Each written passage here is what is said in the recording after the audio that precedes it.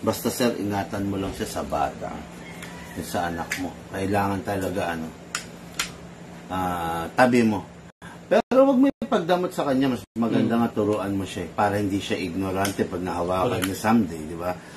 Tapos, isa pa, ingat lang maggaganban. Pero malamang sa bahay ka pa lang naman.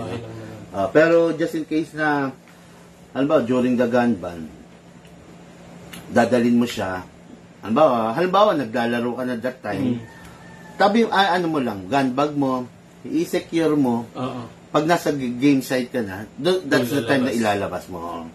Yun lang kasing iba, kasi napapahamak talaga yung iba dahil totally walang disiplina eh. Pinambabrag nila, pinayayabang, ganun. Kahit ano sabi ko, talaga may mga pasaway. Minsan talagang nagdadrive, nasa dashboard pa. Sakto, hindi niya napansin yung checkpoint, bumulaga na sa kanya yung... Siyempre, di ba? Although, wala naman ikakasa sa'yo, pero subject for confiscation. Tsaka abala. Abala, di ba? Siyempre, papalipaliwanag ka pa. Imbis na itinabi mo na lang, wala ka nang, di ba? Yun nga. Ayun. Basta, I know naman, sa itsura mo naman, mukhang may disiplina naman. Although, bago ka talaga, pero, I know, kasi pamilyado ka eh. Hindi ka na magagawa ng kalokohan. Okay, mga airsoft, no? Another new breed, no, of airsofter na nanggaling sa, lugar ng Nueva Ecija, Norte, no? Alam mo itong Norte, simple lang ang Norte, no? Kahit nasa lanta, kahit binagyo, sa totoo lang, may mga pera, mga taga-Norte. Daigang mga taga-Maynila, no? Pag mga taga-probinsya, natutuwa ako pag nag-order yan. Grabe. Nadiskarte kasi mga Norte. Sa inyo, sir, Tagalog pa? Ilocano na? Yung community, may Ilocano na. Kailang Tagalog kasi kami talaga sa bahay. May bahay ako dyan, sir, sa Kuya po. Doon. Kaya lang malayo sa inyo yan, other side na yun, no? Ilocano na yun. Ilocano na, sa side na ng mga Ilocano yun. Yan, ito, Ilocana, taga Santiago, Isabela. Okay. Ang ruta mo, laging dito sa Jose, ganun? Hindi naman. Bulacan hanggang Ifugao. Okay. Anong lineup, mo, sir? Sir? Publishing ako eh. Publishing ng mga books. Okay, sa mga books. Oo. Hindi, kapitbahay natin, di ba? So, dito sila. Sa publishing din sila. Okay.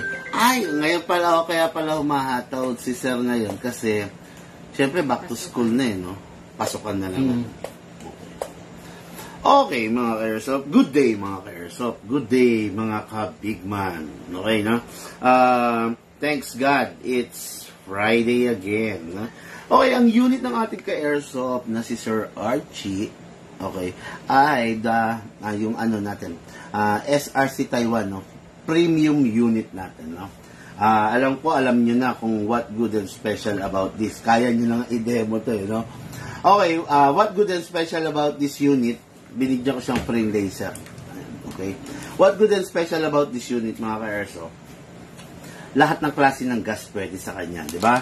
Lagi nyo nakikita yan, na lahat ng klase ng gas pwede, 12 kg, 14 kg, as well as dun sa CO2. Okay, ha? Ngayon, para na rin para na rin makita ni Sir, no? Bibigyan ko siya ng chrono test. Papakita natin para alam niya yung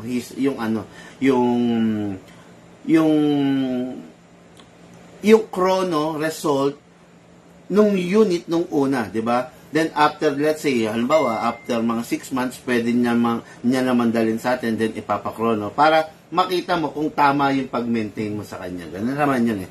Ngayon, chrono test natin siya. Ang gagamitin kong gas ngayon, 14 kg. Gitnaan na lang natin, no? Madala ako gumamit ng CO2 kasi medyo mahal. Ayun, mahal. Kumaga, nasasayangan ako, no? Okay, chrono natin using 14 kg ang gagamitin natin. Okay? Start tayo. Release the magazine, sir. Press lang po ito. Okay, set aside. Sir, this is the magazine. Ang magazine po natin, maximum of 27 rounds. Pero, lagi kong sinasabi, wag na wag niyong pupunuin yung unit. Kasi sir, wala tayong nabibiling spring na ganito. Pag ito nang hina na, naging weak na, ang solusyon na lang ng iba dyan, hinahatak nila pabalik. Pero, bumabalik din. Talagang, talagang humihina siya, no? Kaya, wag niyong pupunuin para mapatagal natin yung buhay ng spring natin. Nasa reloader ko? Ito. Okay, no? Guys, mga airsoft, mag-i-spray tayo. Yung silicone nandun sa labas. Sa ibabaw ni Chuchay. Okay. Tapos, sir, iwasan mong nalalaglag, ha? Ito kasi yung tank niya, syempre, mami-misalign yung mga o-ring, gano'n. Okay. Okay, with the silicone oil, ito yung kailangang sprayan. Number 1, sir, this is the output bulb. Press mo lang siya para mag-o-open siya, then saka ka mag-i-spray. Kailangan naka-open para yung oil na in-spray mo papasok. Then, sa inlet bulb, sorry. Ayan, okay? Then, set aside natin. Dito naman sa unit. Number 1, sir, kasama mo. Okay, ilock mo to manually. Okay, then, sprayan mo yan para hindi siya maubos yung bakal. Kasi, eventually, nauubos yung bakal kasi, Gagasgas. yeah, naggagasgasan, ganon. Lalo na pag walang oil, no? Then, sprayan din natin, sir, yung nozzle. Ayun, yung nasa loob. Okay. What good and special about this, mga airsoft, ito yung sinasabi ko na naka-fix outer barrel na, no? Kaya wala ka ng problema. Ang ganda, malalaman mo yan, pag hindi yung unit mo hindi naka-fix outer barrel, nagkakagasgas yung barrel, no? Kasi dahil sa impact sa kiss-kiss na ginagawa ng slide. Pero pag naka-fix barrel ka, hindi nagkakagasgas yung barrel. Okay? After that, release. Then rest. Ayan. Sir, meron siyang beaver tail. Okay? Itong beaver tail, kailangan to na pe-press mo. Pag hindi mo siya na-press, mag-open bolt na ganun yan. Ibig sabihin, wala siyang na-sense, wala siyang na-detect na pumipindot ito, kaya nag-safety siya. Okay? Yes. Bago mo ipasok ang magazine, make sure na naka-rest to. Huwag mo ipapasok ang magazine na nakaganyan kasi delikado siya. Rest na. Okay? Ngayon, maglalagay tayo mga airsoft, no? 14 kg, okay? 14 kg ang lalagay natin, then ikokrono natin siya sa 0.20 grams. Bakit 0.20 grams? By the way, ang ibibigay ko sa yung bala, sir, 0.25. Yung 0.20 grams, ginagamit lang namin yung pagkrono, pag itetest, no? Para magkaroon ng identical na unit of measurement na ginagamit. Pero, pwede mong gamit ang 0.20 to, kaya lang, baka dahil sa sobrang gaan niya, mag-wobble na lang yung bala. Sa 0.25, mag-e-enjoy ka within 10, 20 to 30 meters, then the rest, baka i-wobble niya. Pero okay na rin yun. Okay, ngayon, always upside down ang magazine, then isakto natin. Yan, okay. Huwag ka agad ipe-press. Kailangan kapain mo muna, make sure na rubber yung inuupuan nito. Okay, then, pag nakagitna na, okay na, ready na, press down. 1, 2, 3, 4, 5, 6, 7, sumobra ako. 7 seconds na nga pala, normally, pero sumobra mga ka-airsoft, no? Pero okay lang yun. Pwede mo naman siyang lagyan, sir, ng more than 7 seconds. Let's say 10 seconds, 15, 20 seconds, depende sa paglalaro nyo. The more na matagal ka nag-gas, the more na less yung pag-re-refill mo, no? Okay, ngayon, next natin. Maximum. Sir? Maximum na... wala naman. Wala Kahit naman. 20, 25 seconds. Sige. Kaya naman yan. Hindi naman sumasabog to. Sabagay. Okay, next thing to do, maglalagay tayong bala, mga airsoft. To, hatakin to pababa. Pero, dahil sa lakas ng spring niya, iwasan mong mabitawan siya, sir. Kasi pwedeng mabasag to. ABS plastic lang kasi to. Okay? Hatakin pababa para safety, itong right thumb ilagay rito. Para kung mabitawan, siya yung sasalo. Okay? Then, after nyan, there's no room for any error na pag naibaba mo na, make sure na hindi mabitawan. Dito po, isushoot yung bala. Sa part ng baba. Huwag po rito, ha? Dito po. Then, With your reloader, pump lang natin. Sir, nakita mo yung orientation ng bala, bungi-bungi. Kalugin mo lang sideways para umalign siya. Hanggat may nakikita ka, kalugin mo. Yan.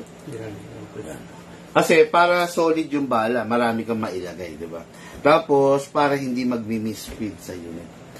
Okay, ngayon, lagyan natin muna ng 0.20 grams dahil kailangan natin i-chrono, di ba?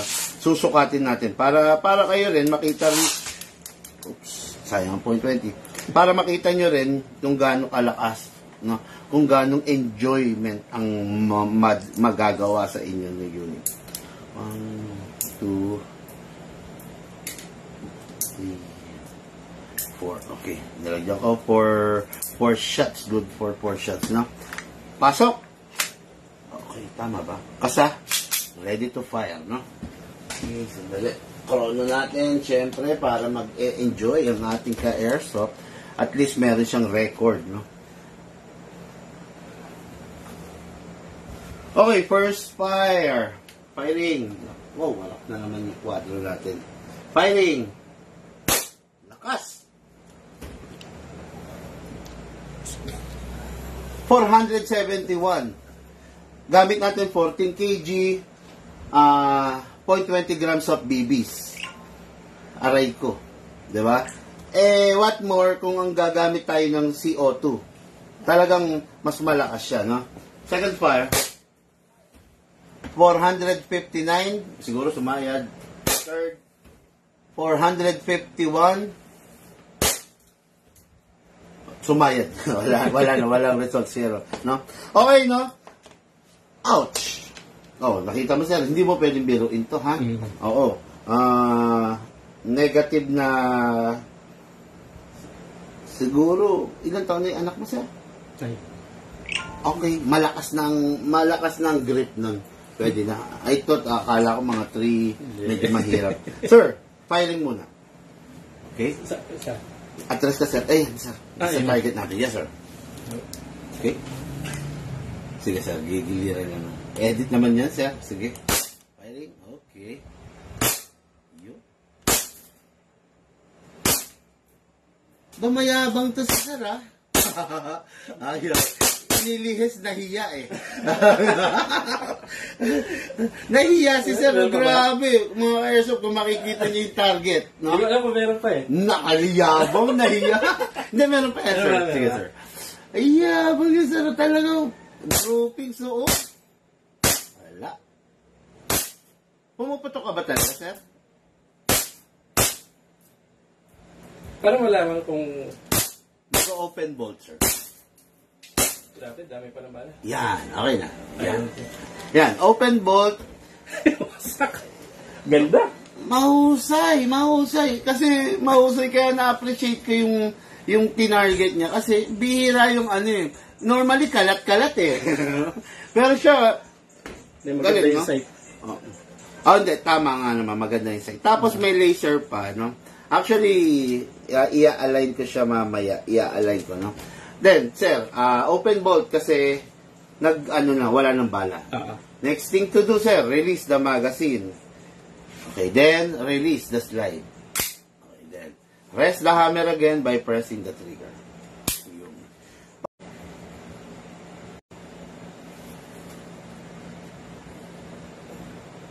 Okay, then down. Nandiyan yung adjustment niya. Yes, sir. Apo.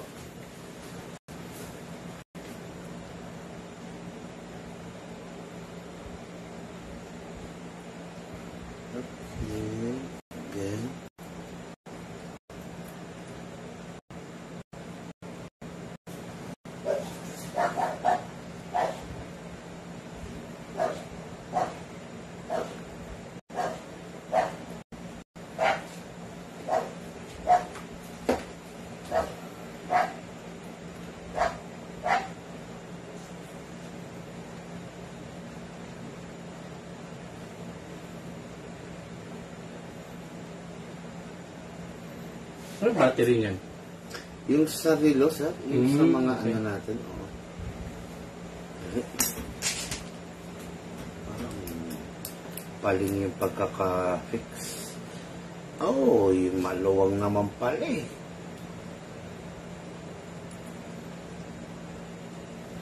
Tapos, ayun, madali naman pagpapalitan mo ng pag ano. Okay, pag nadaan, ano ba, nag-lobat, daan mo lang rito, sir. Libre naman ang palit ng battery niyan. Ayun. I-off ko. So, i-edit na ako siya.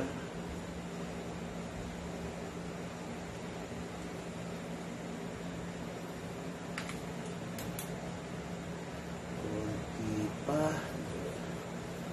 Ganyan lang naman pag si 00.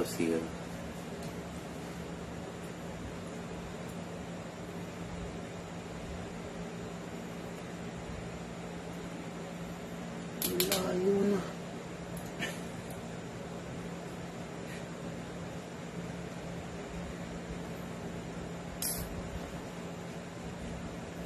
Ayun, tapos ayun, basta nagka-problema sir, nagka-problema ka. Nakikita mo naman, di ba, bumabiyahe naman kami ng Nueva Ecija.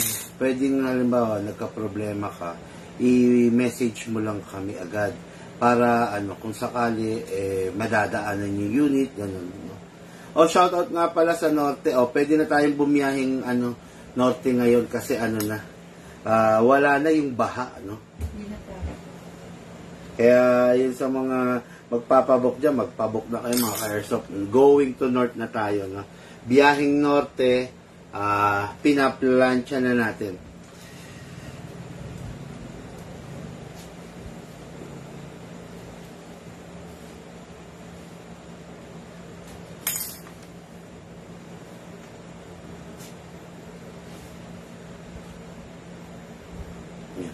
Okay. Yun lang muna mga ka-airsoft na. Tagal nyo nag-aantay dyan. Maraming salamat sa mga nag-share natin live video. Sa mga hindi pa nag-share, please help me share the live video. Mamaya magde-demo and test fire tayo ng mga rifle. Okay? Thank you po and have a blessed day to all. Mga for shipping natin na rifle.